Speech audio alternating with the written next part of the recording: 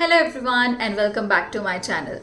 मैंने कुछ महीनों पहले सी सेक्शन डिलीवरी स्टोरी अपनी पोस्ट की थी और काफ़ी लोगों ने उसे पसंद किया है। मुझे बहुत अच्छे व्यूज़ मिले हैं उस पर, तो thank you so much for that. और बहुत से लोगों ने मुझे काफ़ी इंपॉर्टेंट एंड इंसाइटफुल क्वेश्चंस पूछे हैं कमेंट सेक्शन में। In today's vlog I will be answering your queries. अगर आप न्यू मॉमिंग हैं, प्रेग्नेंट है या फिर आपकी ऑलरेडी रिकवरी चल रही है और just curious to know more, then stay tuned till the end of the video for some helpful insights and tips. So पहला क्वेश्चन है, स्पाइनल इंजेक्शन इज स्कैरी और पेनफुल? तो बिल्कुल भी नहीं, ऐसा कुछ नहीं है।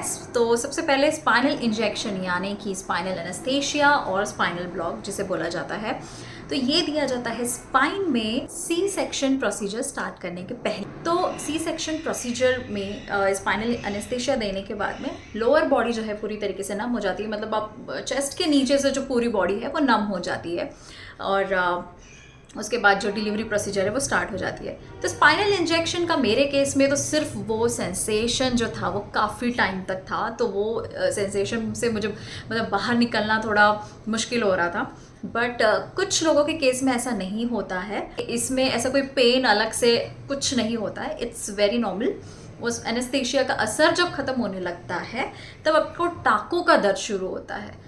कुछ लोगों ने लिखा था कि ये डरा रही है, बिल्कुल मैं डरा नहीं रही हूँ, सिर्फ वो सेंसेशन था। जो मेरा रियल एक्सपीरियंस था वो मैंने आपके साथ शेयर किया था। तो स्पाइनल इंजेक्शन का एज सच कोई दर्द नहीं होता है।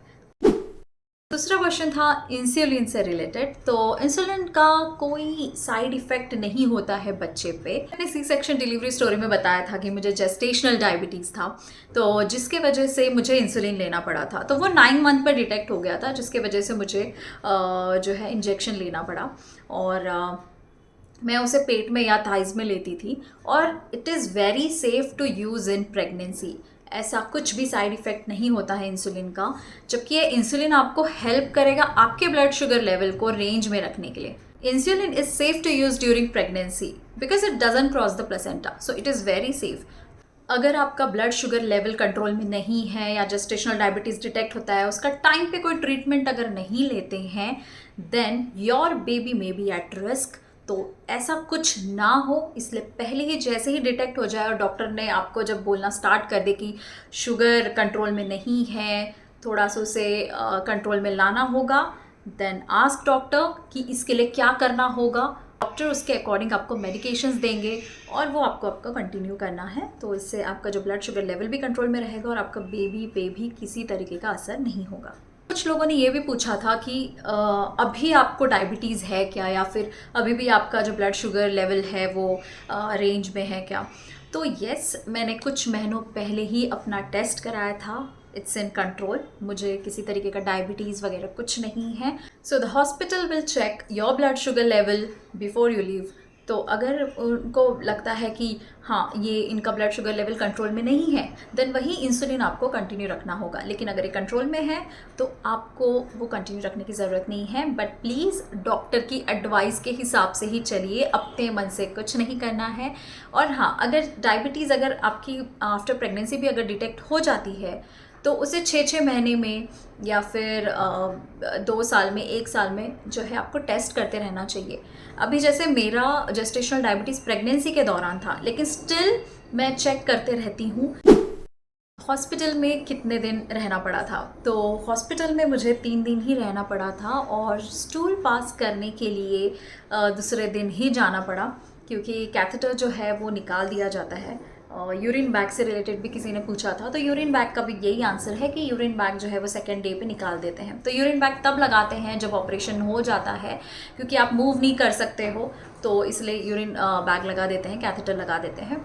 और फिर जो है सेकेंड डे पे निकाल देते हैं, क्योंकि आपको वॉक करना होता है। डॉक्टर पहले ही बोल देते हैं कि आपको मूवमेंट रखना है, तो आपको सेकेंड डे से वॉकिंग स्टार्ट कर देते हैं और आपको खुद ही जाना होता है हॉस्पिटल में स्टूल पास करने के लिए। और ट्राई कीजिएगा कि जहाँ टाँके लगे हैं वहाँ पर आप एक बेल्ट बांध लीजिए या फिर कुछ दुपट्टा बांध लीजिए, क्योंकि एक मसल को सपोर्ट चाहिए होगा आपको वॉक करते वक्त, क्योंकि अगर वहाँ सपोर्ट नहीं है ना तो आपको उठते वक्त बहुत तकलीफ़ होगी, बहुत ज़्यादा।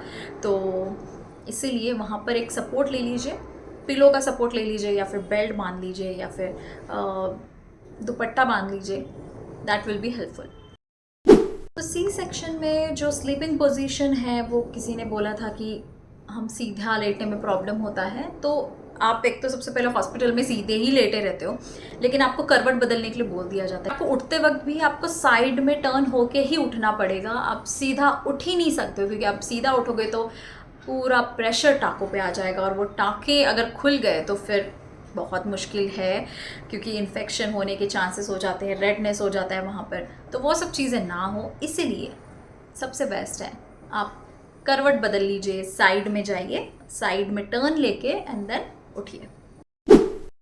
तो मैंने बताया था कि मुझे थायराइड भी था, क्योंकि मेरी हाई रिस्क प्रेगनेंसी थी, तो मुझे थायराइड प्लस जेस्टेशनल डायबिटीज़ दोनों एक साथ जो है थे। तो डिलीवरी के बाद ही बेबी का जो है ब्लड टेस्ट हो चुका था सेकेंड डे पे। तो उन्होंने जब टेस्ट किया, सारी चीज़ें टेस्ट की थी एक्चुअली, उन्होंने ब्लड शुगर लेवल टेस्ट किया, बच्चे का हीमोग्लोबिन और थायराइड, सब कुछ टेस्ट किया था उन्होंने एक्चुअली। तो उसमें हमको पता चला कि बेबी को ऐसा कुछ भी नहीं है, थायराइड नहीं है, शुगर नहीं है, कुछ डिटेक्ट नहीं हुआ है। तो बेबी को अभी ट्रांसफ़र नहीं हुआ है, जो मुझे थायराइड हुआ था, मुझे डायबिटीज़ हुआ था, वो बच्चे को नहीं है। सी सेक्शन के बाद में पीरियड का कितना पेन होता है, तो मुझे जैसे पीरियड आ चुके थे तीसरे चौथे महीने में ही सी सेक्शन के डिलीवरी के बाद में, तो जो पेन था वो तो था ही, जो नॉर्मली जो पेन होता है वैसे ही था, लेकिन तकलीफ़ ज़्यादा तब हुई जब ब्लीडिंग बहुत ज़्यादा हो रही थी। ब्लीडिंग जब ज़्यादा होती है तो आप बहुत वीक फील करते हो, तो वो वीकनेस आ जाती है। आपको बिल्कुल जो घर का ताज़ा बना हुआ जो खाना है वो खाना है, हेल्दी डाइट रखना है उस टाइम पे। ट्राई कीजिए कैफ़ीन कंज्यूम ना करें, जूसेस हो सकते हैं तो बिल्कुल ट्राई कीजिए उसे कंज्यूम करने का, और हो सके तो बहुत सारा रेस्ट कीजिए, क्योंकि काफ़ी टाइम के बाद 9 मंथ्स का प्रेगनेंसी प्लस उसके बाद में आप फीडिंग पे भी होते हो। कुछ लोगों का तो एक साल भी नहीं आता है पीरियड, तो मेरे केस में तो बहुत जल्दी आ गया था। तो इवन कुछ लोगों का तो 1 महीने के बाद भी आ जाता है पीरियड। तो अगर आपका काफ़ी लंबा टाइम ले रहा है पीरियड आने के लिए और उसके बाद में पीरियड आ रहा है, तो थोड़ा सा तकलीफ़ होगा, इतना भी नहीं कि आप सहन नहीं कर सकते। अगर आपका थायराइड डिटेक्ट हो जाता है प्रेगनेंसी के दौरान भी, तो जो डॉक्टर आपको मेडिकेशन दे वो आप फॉलो कीजिए। जो भी एमजी की मेडिसिन आपको मिलती है वो वाली आप कंटिन्यू रखिएगा। आफ्टर प्रेगनेंसी भी डॉक्टर वही आपको कंटिन्यू करने के लिए बोलेंगे, क्योंकि हो सकता है कि थायराइड का जो लेवल है वो एक बार जब डिटेक्ट हो जाता है ना, तो उसे लेवल में रखने के लिए आपको मेडिकेशंस कंटिन्यू ही रखनी होती हैं। और जब पता है हाई थायराइड लेवल, जो हाई थायराइड हार्मोन्स होते हैं ये बिल्कुल इंटरलिंक्ड होते हैं जेस्टेशनल डायबिटीज़ से, तो थायराइड को अगर कंट्रोल में रखते हो तो जेस्टेशनल डायबिटीज़ भी नहीं होगा ड्यूरिंग प्रेगनेंसी। ये थे आपके सवाल। मैंने ट्राई किया है कि उसे बहुत ही अपने एक्सपीरियंस जो मैंने किया है वो एक्सपीरियंस के थ्रू ही आपको बता पाऊँ। तो इसके अलावा मैंने कुछ गलतियाँ की थी प्रेगनेंसी के दौरान, तो मैं नहीं चाहती कि वो भी गलतियाँ आप करें। ये 5 इंपॉर्टेंट टिप्स आप बिल्कुल फॉलो कीजिए। फर्स्ट इंपॉर्टेंट टिप, अगर आपको थायराइड या फिर डायबिटीज़ डिटेक्ट होता है ड्यूरिंग प्रेगनेंसी, तो आपकी गायनेकोलॉजिस्ट आपको सजेस्ट करेगी कि डायबिटोलॉजिस्ट को दिखा दीजिए। तो उस टाइम पे आपको डायबिटोलॉजिस्ट को दिखाना ही है, अपने मन से कुछ भी मत कीजिएगा। अगर डायबिटोलॉजिस्ट बोलते हैं कि आपको ये मेडिसिन ये टाइम पे ही लेनी है, खाने के पहले लेनी है, खाने के बाद लेनी है, तो प्लीज़ वही फॉलो कीजिएगा।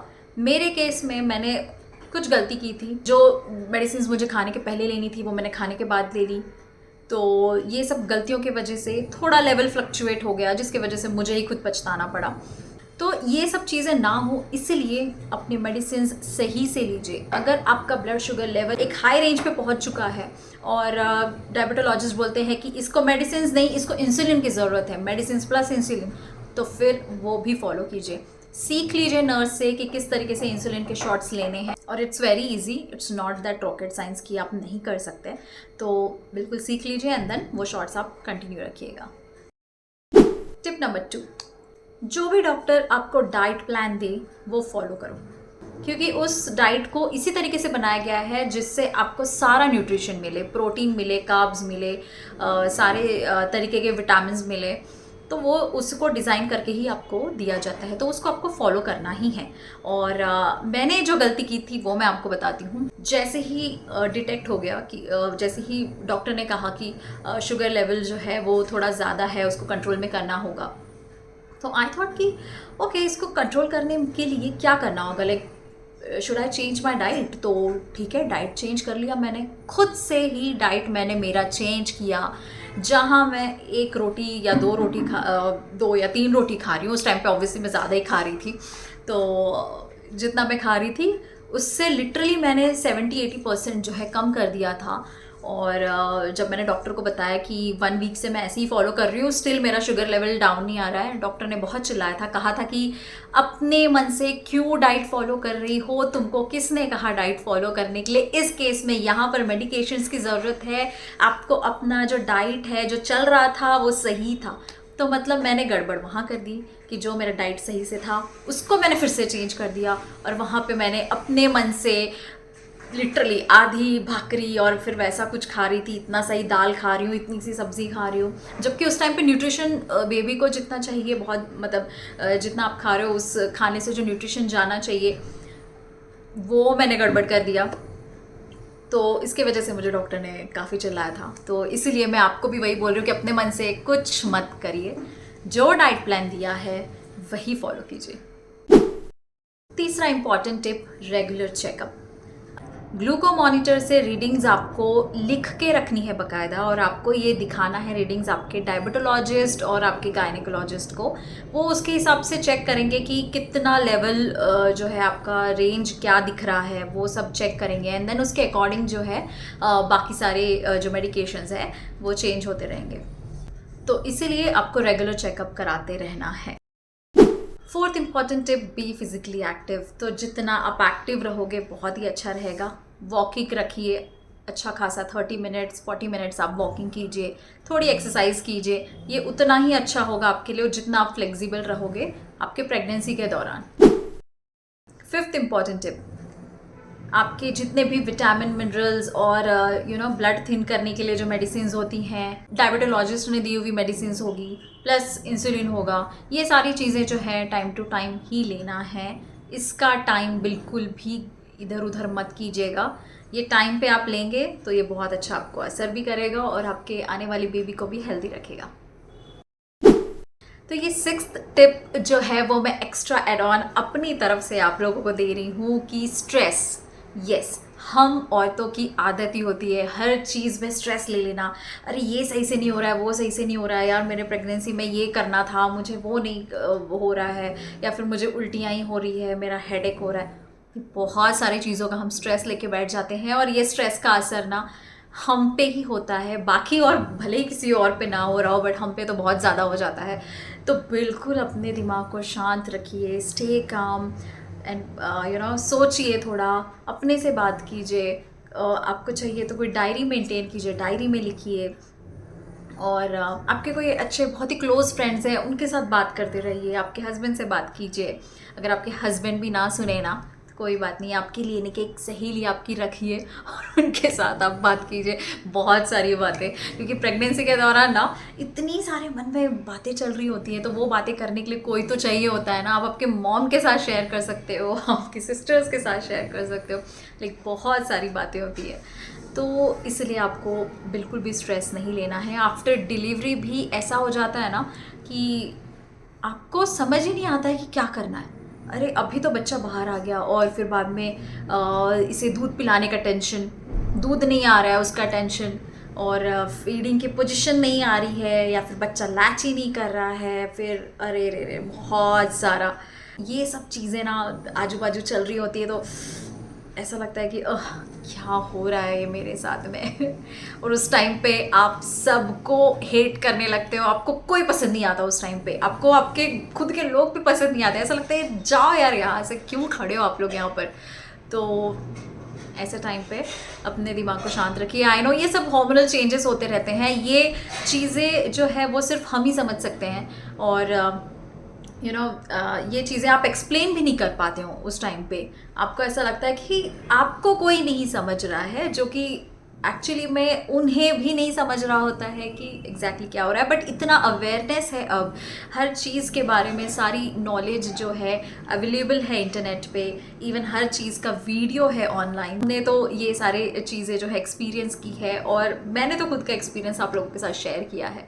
तो इसलिए मैं आपको सिर्फ इतना बोलना चाहती हूँ कि अपने दिमाग को शांत रखिए, ठंडा रखिए। आई नो सारी चीज़ें हो जाएगी सही से, ऐसा कुछ नहीं होगा कि आपको चीज़ें स्ट्रेस लेने के बाद ही सब सही होगा। अपने आप को शांत रखोगे तो सारी चीज़ें सही से होगी।